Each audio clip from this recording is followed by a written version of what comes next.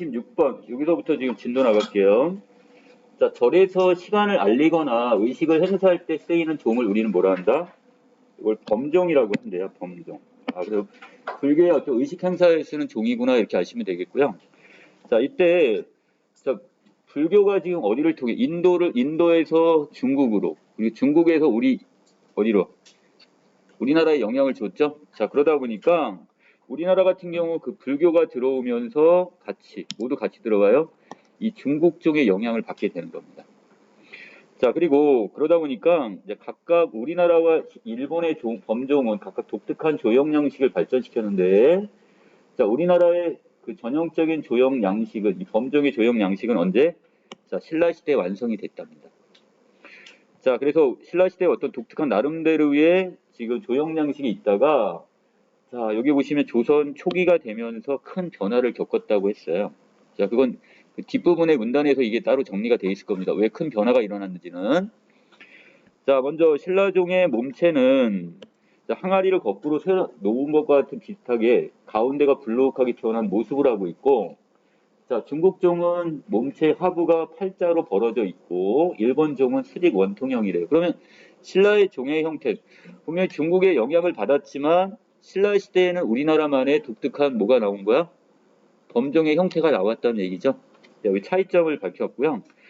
자, 그 다음에 여러분들이 지금 이 문제 체크가 되어 있는지 모르겠지만, 자, 고리 모양의 용 모양의 고리인 용류가 있고, 그 다음에 용류 뒤에는 우리나라만의 특징인 음통이라는 게 있대요.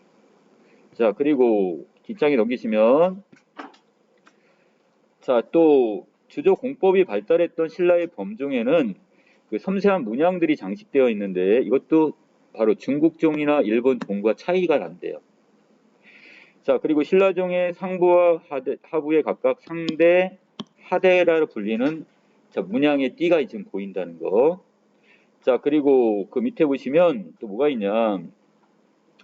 자, 그 안에 유곽이 있고, 여기 유곽도 체크를 해야 되네. 자, 사다리꼴 모양의 유곽이라는 게 있고, 그리고 그 안에 연꽃 봉우리 형상의 그 유두라는 게 지금 9개씩이 장식되어 있답니다. 자, 그리고 그 아랫부분에서는 자, 바로 이 종의 정점부로 타종 부위인 바로 뭐가 있고요? 당자라는 게 있고, 그 다음 당자 사이에는 천인상이 있답니다. 자, 이것이 바로 일본 종과 또 차이점이라네요. 자, 여기까지의 내용을 자, 25번 그림에다 이렇게 옮겨놨었어야 돼요, 여러분들이. 문제를 풀면서. 자, 다시 가봅시다. 자, 여기 용 모양으로 돼서 고리에 해당되는 부분을 우리는 뭐라고 하고요? 자, 요 부분을 용류라고 하고, 자, 그 다음에, 자, 그 용류 바로 윗부분에 뭐가 있어요? 이렇게 음통이 따로 있네요, 지금. 그리고 각각 이 띠 모양으로 보이시나요? 이쪽에 띠, 이쪽에 띠. 각각 이걸 상대, 하대라고 부릅니다. 자, 그리고 거기 유곽 부분에 뭐가 있어요? 자, 이렇게 많은 목구를 유곽이라고 했고, 거기에 있는 여기 9개 이 모양을 우린 유두라고 했고, 그 다음에 당자는 뭐 하는 부분을 당자라고 그랬어? 이렇게 종을 치는 부분이죠? 이쪽이나 이쪽에 종을 치는 부분을 당자라고 하고, 자, 당자 사이에 우리 나라만의 독특하게 뭐가 있어? 이 천인상이 이렇게 지금 수가 놓여진단 말이야. 자, 여기까지 정리됐습니까? 오케이? 자, 그러면, 자, 요 상황인데, 자, 그래서 25번 문제 바로 풀 수 있을 것 같아. 25번에 보시면 4번에 일본종은 지금 신라종과 달리 뒤 주변에 가로, 세로에 띠가 있다고 했는데, 자, 이 뒤에 있는 천인상이라는 건 일본 종에는 있다고 그랬어, 없다고 그랬어요? 없다고 했으니까 그 주변에 가로, 세로에 띠가 있다는 말은 말이 안 되는 거죠. 왜? 천인상 자체가 없는데. 이해되셨나요? 자, 그래서 이게 안 되는 학생은 바로 왼쪽 부분에 거기 나와 있네. 자, 이 당자 사이에 천인상이 있는데 이것은 일본 종과 가로, 세로에 띠만 있는 일본 종과 차이가 있으니까 천인상은 일본 종에는 없다. 이렇게 정리해 놓으시면 되겠죠. 자, 그 다음에 이게 고려시대로 넘어갑니다. 고려시대에는 이러한 신라종의 조형 양식이 미약한 변화 속에 계승이 되는데, 자, 그럼 고려시대의 종도 신라시대의 종을 계승을 했다는 얘기죠. 자, 이걸 다시 전기 후기로 나눠지는데, 자, 이 전기에는 지금 견대라 불리는 어깨 모양의 장식이 추가가 됐고, 그 다음에 자 후기는 자, 전기 양식의 견대가 연꽃을 세운 모양으로 변하고요. 자, 이것이 나중에 이제 거기에 범자 문양의 장식도 이제 놓여있게 되는 게 후기의 특징이 되겠네요. 자, 그 밑으로 내려갑니다. 한편 범종이 소형화되어 신라종의 조형 양식이 계승되면서도 그러한 조형 양식을 지닌 대형종의 주조 공법은 사라지게 되었다. 그러면 신라시대의 대형종의 공법이 점차 사라지기 시작한 거죠. 자, 그래서 이것이 조선 초기로 넘어오면서 이제 변화가 오는데, 아까 우리 변화가 있다고 그랬어. 자, 이때 조선에서는 신라의 대형종 주조 공법 대신에 다시 중국종의 주조 공법을 도입하게 됩니다. 이해되시나요? 그러니까 우리가 신라 시대에 우리 독특한 우리만의 범종의 양식이 있었는데, 자, 이것이 조선 초기로 오면서 점차적으로 이제 신라종의 것을 계승하지 않고, 자, 바로 이 중국종의 주조 공법을 도입했다는 특징이 있습니다. 이게 바로 26번. 이거 연결시키면 될 것 같아요. 자, 그래서 26번의 답은 다 맞춘 것 같은데, 자, 여기 보시면 바로 중국종의 주조 공법으로 대형종을 만들며 중국종의 조형 양식을 따르게 되었다는 게 큰 변화가 있다, 이렇게 보시면 됩니다. 자, 다시 마무리합시다. 자, 그러면서 이 중국종처럼 음통이 없이 쌍용으로 된 용류만 등장하게 되고 당자는 사라졌대요, 이제 조선에 오면서. 자, 그래서 이제 나중에 자, 조선시대는 지금 유교주의 사회죠. 불교가 많이 쇠퇴를 했어요. 그러다 보니까 그 불교의 의식 행사에서 썼던 범종도 점점 쇠퇴기를 맞을 수밖에 없는 겁니다. 자, 여기까지 이해되셨죠? 자, 그러면 24번에 갑시다. 자, 윗글의 내용과 일치하지 않는 걸 찾으라고 했는데, 자, 이 부분에서 고려시대까지 우리나라의 범종은 외국의 영향을 받지 않았다고 했는데, 아니죠. 처음에 불교가 들어오면서 범종의 양식도 같이 따라 들어왔어. 그러니까 분명히 중국의 영향을 받았단 말이죠. 그러니까 이 부분이 잘못됐네요, 지금. 자, 그 다음 25번에서 아까 얘기했던 이거 4번, 26번에 3번. 자, 여기까지였고요. 자, 바로 정리하고 넘어갑니다. 자, 27, 30번에 가시면 자, 과학에서 관심을 갖는 대상을 우리는 개라고 하는데 또 개를 제외한 우주의 나머지 부분을 뭐라고 부르고 자, 이걸 주의. 자, 그리고 개와 주의의 사이를 우리는 경계라고 합니다. 자, 이때 개와 주의 간에 여기 주의와 에너지나 물질 교환이 모두 일어나지 않으면 고립계. 자, 그리고 물질 교환은 안 일어나고 자, 에너지 교환만 일어나면 닫힌 계. 자, 마지막 물질과 에너지가 다 교환이 일어나면 이거 열린 게 이렇게 봤대요. 자, 이건 27번에서 이거 갖고 답을 찾으시면 될 것 같아요. 자, 그래서 다음 장 넘기시면 자, 열역학 1법칙을 설명을 하고 있습니다.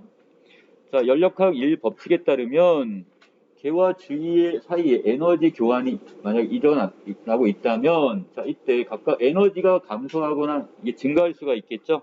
자, 이때 개 에너지가 증가하는 걸 우리는 플러스로 지금 표시를 하고요. 감소를 마이너스로 이렇게 표시를 합니다. 자, 그리고 개 상황에서 열을 흡수하거나 그 다음 열을 내보내고 방출할 수도 있겠죠. 자, 그래서 열을 흡열하는 과정과 이걸 발열 과정으로 표현하는데 자, 이때 자, 열을 흡열하는 과정을 플러스로 표시했고요. 자, 그 반대를 마이너스로 표시를 해놨습니다. 자, 이거 28번 틀린 학생은 이것과 연결시켜갖고 문제를 풀어야 되는데 틀렸을 것 같아요. 자, 28번 바로 갑니다. 자, 윗글을 바탕으로 해가지고 자, 내용이 적절한 걸 찾으는데요. 물이 담긴 수조에 절반 정도 잠기도록 하고 자, 비커 속에 물에 진한 황산을 넣어서 묽은 황산 용액을 만듭니다. 이때 묽은 황산 용액은 물론 비커 주위의 수조 속 물의 온도까지 높아진대요. 자, 그럼 열 에너지가 올라가는 거죠? 자, 그럼 이건 자, 물로 플러스로 지금 표시할 수 있겠네요. 자, 그리고 자, 여기 온도가 올라갔으니까 열 에너지가 올라서 플러스 Q가 될 것 같아요. 자, 근데 이는 황산이 이온으로 되면서 열이 어떻게 되는 거고 자, 이것이 방출이 되는 거니까 이거 마이너스 Q 이렇게 표시하면 되겠네요. 자, 그러면 묽은 황산 용액이 만들어지는 과정은 발열 과정이니까 맞나요? 열이 방출되는 발열 과정이니까 이때 열은 마이너스 Q로 표시되는 거 맞죠? 됐습니까? 주는 문제였네요. 그냥 아주 쉬운 문제를 누가 놓쳐버렸어. 자, 그 다음에 본문 다시 갑니다. 자, 개의 에너지는 온도나 압력, 부피 등의 연력학적 변수들에 의해 결정이 되므로 이 연력학적 변수들이 같은 개들을 같은 상태에 있다고 봅니다. 자, 예를 들어서 자, 보일 샤를의 법칙을 만족하는 자, 이런 기체가 들어있다고 지금 보고 있고요. 자, 이 두 가지의 경우죠. 하나는 피스톤을 고정하지 않은 상태로 두는 경우와 또 하나는 피스톤을 고정해서 두는 경우. 이 두 가지 형태입니다. 자, 피스톤은 어디 있어요? 여기 있죠? 여기 있는 이 피스톤을 자, 아래에서 열을 가해준단 말이야, 지금. 열을 가해주는데 만약에 열이 가해지면 여기는 지금 어떻게 열이 올라가면서 팽창이 되겠죠, 기체가. 그러면서 이 피스톤을 자꾸 위로 치고 올라가려고 할 거예요. 그런데 이때 처음으로는 피스톤을 고정하지 않은 상태니까 얘가 어떻게 되겠어요? 피스톤이 위로 치켜 올라갈 겁니다. 하지만 밑에 있는 경우는 피스톤을 고정했기 때문에 올라가려고 해도 어떻게 돼? 올라갈 수는 없죠. 안에서 막 기체들끼리 막 충돌이 막 일어나겠죠.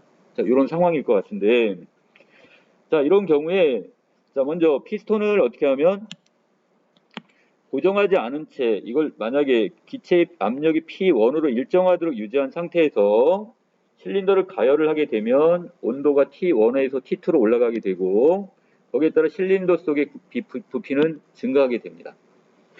자, 거기에 비해서 자, 피스톤을 고정해서 실린더 속 기체의 부피를 일정하게 하고 실린더를 가열하게 되면 자, 온도는 똑같이 T1에서 T2로 분명히 올라갈 겁니다. 자, 하지만 기체 압력은 이때 어떻게 돼요? 자, 위에 있는 것과 다르게 P1에서 어디로? P2로 증가하게 됩니다. 압력이 증가한다고 그랬어요. 이때 온도가 T2인 상태를 유지하면서 고정시켰던 피스톤을 이때 슬쩍 풀어주면 이때는 다시 압력이 어디까지 내려와요? P1까지 다시 내려오게 됩니다. 그러면서 부피가 증가하게 되겠죠.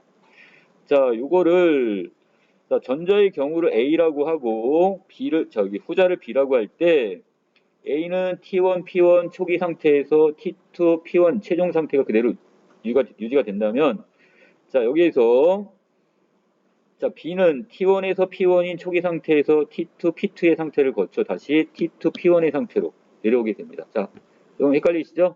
자, 이렇게 그냥 봅시다. 29번인데요. 자, A의 상태는 지금 온도를 T1에서 T2로 어떻게 하는 거야? 올리는 상태입니다. 가열을 해줬어요. 자, 그런데 이때 피스톤을 고정해놓지 않았기 때문에 압력은 더 이상 증가하지 않고 어디로 가요? 자, A의 상태에서 C의 상태로 바로 그냥 가게 될 겁니다. 이거 이해되시죠? 자, 그런데 B의 상태는 피스톤을 고정해놨기 때문에 이때 압력이 증가를 하게 될 겁니다. 자, 그래서 얘가 자, T1에서 T2로 온도를 가열해주면 어디로 올라갔다가 여기까지 B의 위치까지 압력이 증가를 했다. 이때 뭐를 풀어주면 피스톤을 풀어주게 되면 다시 원래 상태인 C의 상태까지 오게 되는 거죠. 됐어요?